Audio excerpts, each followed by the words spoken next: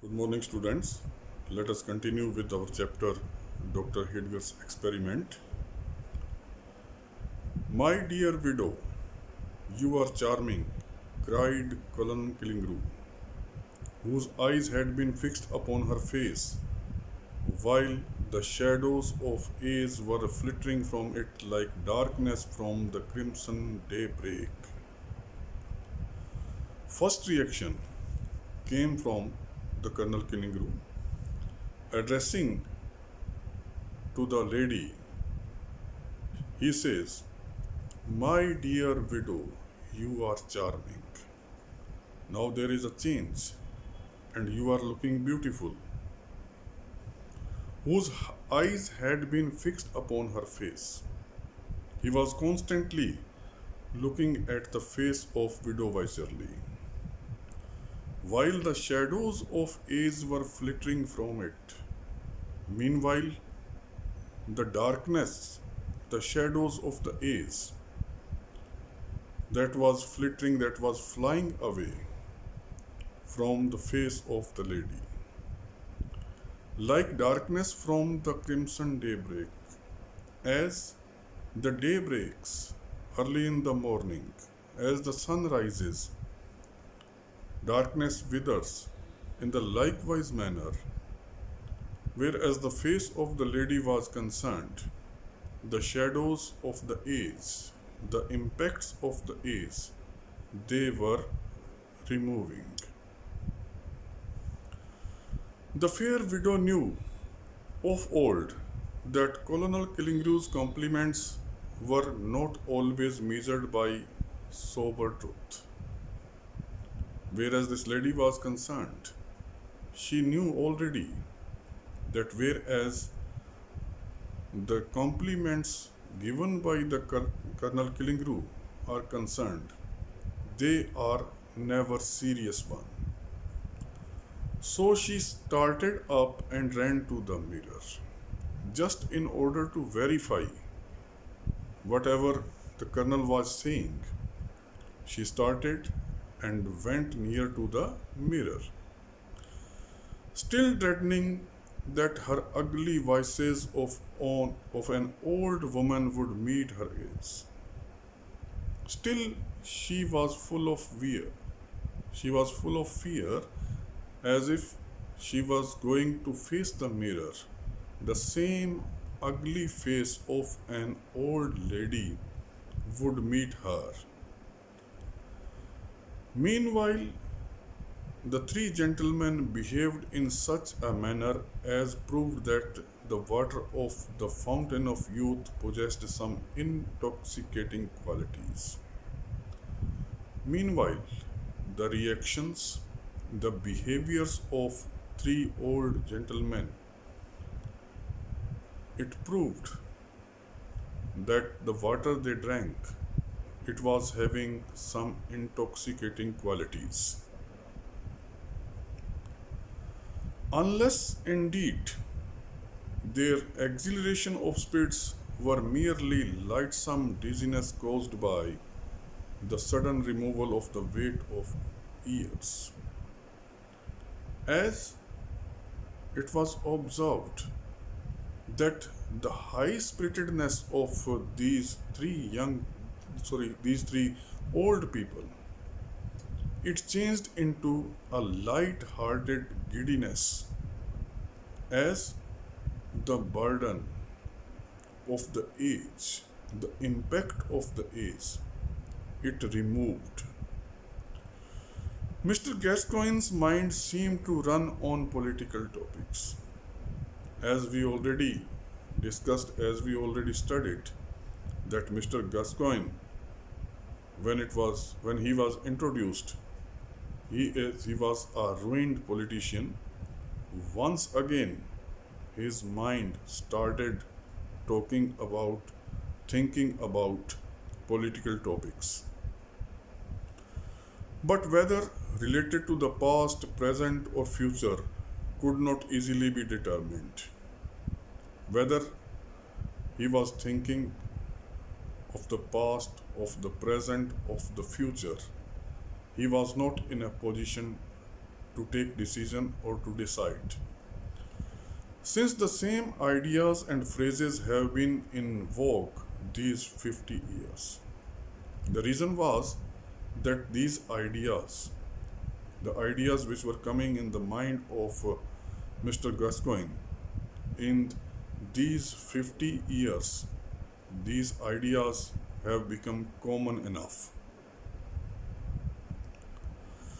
Now he rattled forth full throated sentences about patriotism. Then he starts talking about patriotism in a very loud voice. National glory. He also shouted about, spoke about national glory and people's right and human right also. Now he muttered some perilous stuff or other in a sly and doubtful whisper, so cautiously that even his own conscience could scarcely catch the secret. Then the reaction of this person changes. Then he starts talking about, in a very slow voice, talking about the dangerous issues, in a whispering sound, as if his own inner soul could not or may not hear what he is speaking.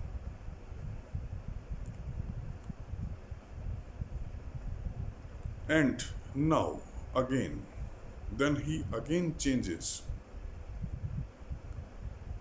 He spoke in measured account. Then he changes the topic and he starts speaking in a very measured account, in a very limited words and a deeply differential tone, in a very serious tone, as if a royal ear were listening to his well-turned periods, as if some royal personality was hearing what he was saying. Colonel Killigrew all this time had been trolling forth a jolly battle song, whereas Killigrew was concerned. During this time, he was engaged in singing a very jolly battle song and ringing his glass in symphony with the chorus. At the same time, he was striking the glass against the table just in order to produce music according to the song. While his eyes wandered towards the buxom figure of Widow Weiserly. Meanwhile, his eyes were searching for the face of that lady named Widow Weiserly. On the other side of the table, Mr. Medbourne was involved in a calculation of dollars and cents. A businessman, Mr. Medbourne, on the other side of the table, he was observed to be engaged in calculating money, with which was strangely intermingled a project of supplying the East Indies with ice by harnessing a team of whales to the polar icebergs. As he was counting the money, as he was engaged in counting the money, at the same time, an idea was there how to supply ice to the East Indians by yoking a team of the labor in the polar icebergs. As for Widow Weiserly, she stood before the mirror, courtesying and simpering to her own image. Whereas this lady was concerned, she was standing before the mirror. She was welcoming, she was smiling after looking the image of her face in the mirror and greeting it as the friend whom she loved better than all the world beside. She was reacting as if she was welcoming this image. This image is considered as her friend, to whom she loved better than the entire world. She thrusts her face close to the glass.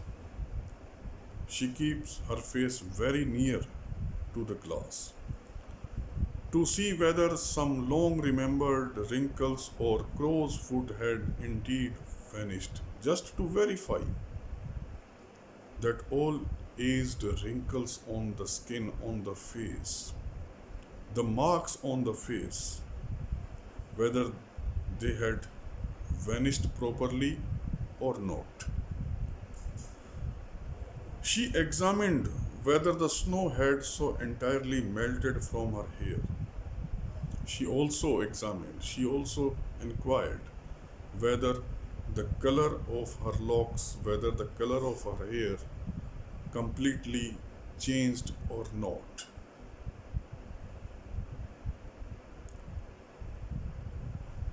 She examined whether the snow had so entirely melted from her hair that the venerable cap could be safely thrown aside, so that if the color of the hair is completely changed, she may be in a position to remove the cap. At last, turning briskly away, she came with a sort of dancing step to the table. After becoming satisfied with her face, with her image in the mirror, she came back to the table. "My dear old doctor," cried she. She shouted, "My dear old doctor, pray favor me with another glass.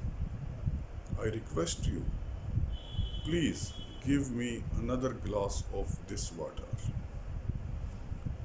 "Certainly, my dear madam, certainly," replied the complacent doctor. The doctor was obliged, and he said, "Definitely, madam, definitely.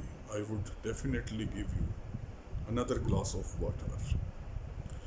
See, I have already filled the glasses. You can see, you can observe that I have already filled the glasses for you. Mark it here. Thank you very much."